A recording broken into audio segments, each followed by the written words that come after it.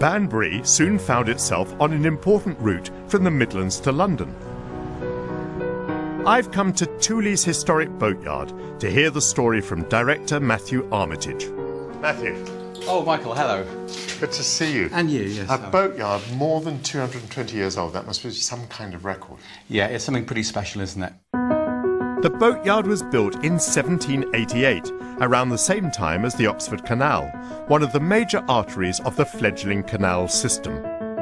It provided the final link in an ambitious grand cross of waterways connecting up the rivers Mersey, Trent, Severn and Thames. The canal became very, very busy and was actually the M40 of its time, and transporting goods down to London, pretty much connecting Coventry down to the River Thames at Oxford.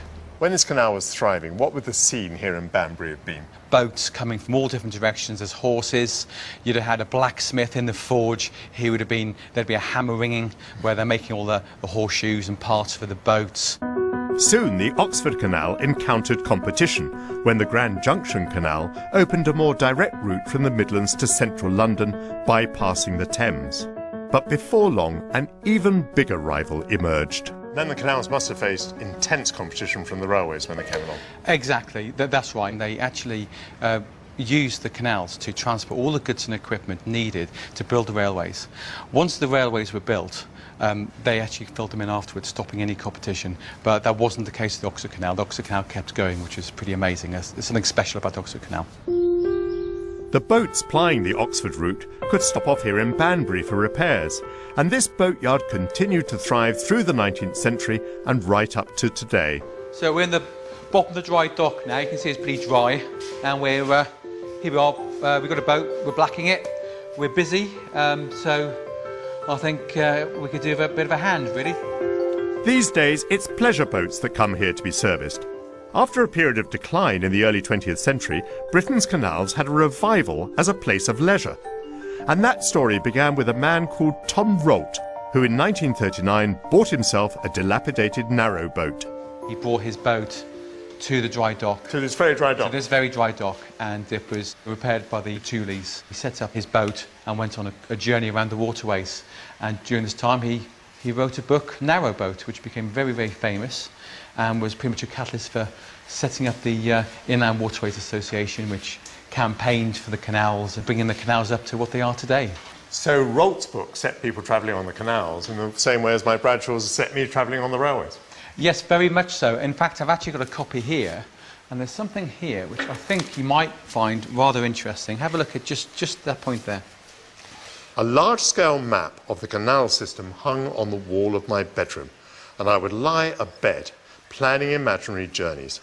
I'd also acquired a second-hand copy of a book which is indispensable to the canal traveller, Bradshaw's Guide to the Canals and Navigable Rivers of England and Wales. Good old George Bradshaw. He inspired railway travellers in the 19th century and canal travellers in the 20th. It's heartening to think that Bradshaw helped to preserve the canals for us all to enjoy. Having brushed up my skills in the boatyard, I'm now in search of refreshment worthy of a Victorian bargeman.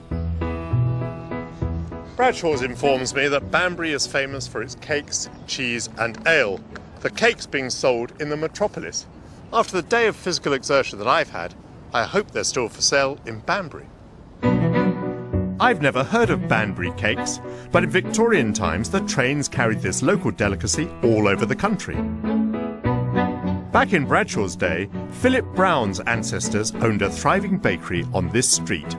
Stopped outside the pub. Cakes and ale seem to go together in Banbury. Yes, they certainly appear that way, and there were 81 ale houses in Banbury and 7 bakeries, 4 in this street as it happens, one of which was ours, on the opposite side of the road to the Reindeer. And what happened to it?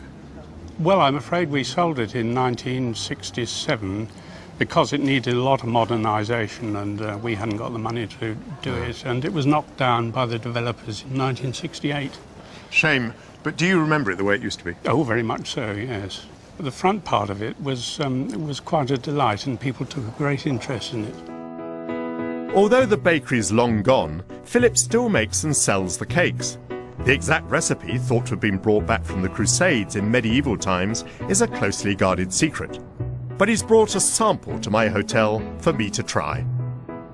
Time to find out what all the fuss is about. Oh yeah, buttery, spicy, fruity, full of Eastern promise. That's what they're like. A delicious end to a long day of Victorian railway travel.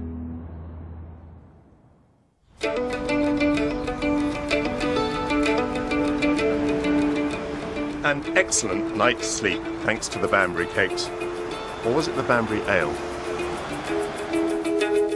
I'm now continuing my journey through central England, and my next destination was clearly a Victorian favourite.